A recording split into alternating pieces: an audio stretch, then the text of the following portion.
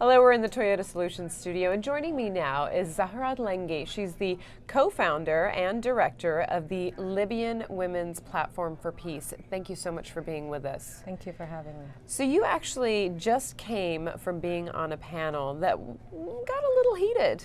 Yeah.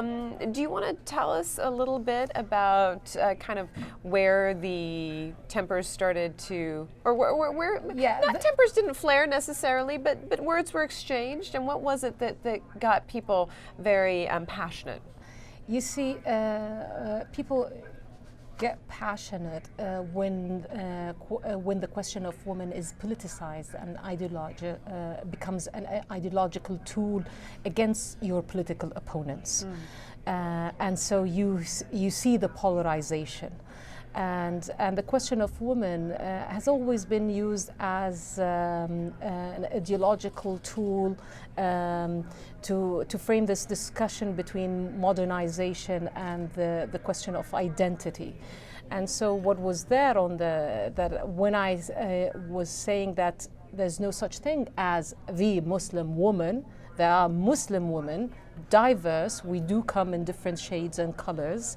And that our gender intersects with many other categories, culture, class, education, and so we do have different experiences, and so and some of us are practicing Muslims, some of us are devout Muslims, some of us are not practicing Muslims, and so we need to preserve the respect among us, and to respect the differences that we have, and to acknowledge that each one of us is fighting for dignity and equality. So what disturbed me is that we, as Muslim women, specifically after the 5 years of the Arab Spring, we've been on the front line, we've been agents of change, we've been risking our lives to fight for our rights and human rights, and then to be pushed to the fringe and to be seen as not enlightened enough and as not equal enough to join the club of progressive modern women. That's really a great insult. And the last thing that women we need at the moment is to be apologetic about our faith, our religion, and to be compelled to lose one's faith or religion in order to be considered a progressive woman or a woman who is really acknowledged as fighting. We've lost two friends. One of them was a co-founder of the Libyan Women's Platform for Peace. She was at the beginning of the revolution fighting for her rights. Another friend as well, a colleague who was fighting for the rights of women, Fariha Berkawi, was wearing scarf. Selwa was not wearing scarf. So we do come in different colors and shades.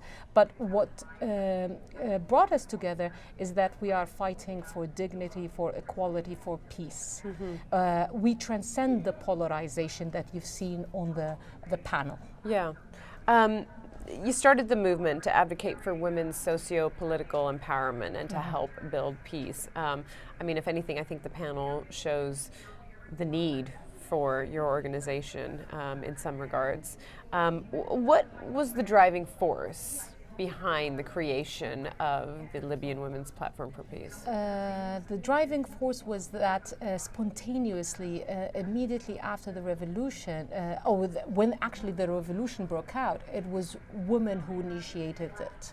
It was initiated in Benghazi on the 15th of the revolution, before the set date of the date of rage. However, the women were at the front line of the revolution. They were systematically excluded. So we came together in October 2011 of the same year to make sure that we work as a movement to work on peace building, on inclusive democracy, on gender equality. And we were ever since risking our lives. But however, we were working and still working with our local communities, addressing, engaging even the religious discourse to be more enlightened. And so I don't think that an approach that alienates the culture and religion can really do that much or reform societies. What are the biggest obstacles you're facing as you try to promote peace with your organization? It's militarization, and it's not religion, to the disappointment of many who like to always pigeonhole religion or Islam in particular. So it's unchecked militarization, and we do see the international community who is interested in women's empowerment, who is now interested in the reformation of Islam, not doing that much to work on addressing militarization, to work on disarmament. It is this factor, main root cause, that is basically challenging the meaningful participation of women. So if that's the biggest challenge, what's your biggest hope? The biggest hope is to see a peaceful Libya that respects all for what they are, regardless of religion, Muslim, culture. So it is to have an inclusive society that respects and dignifies all. Thank you so much for taking the time to speak with us today. Thank you.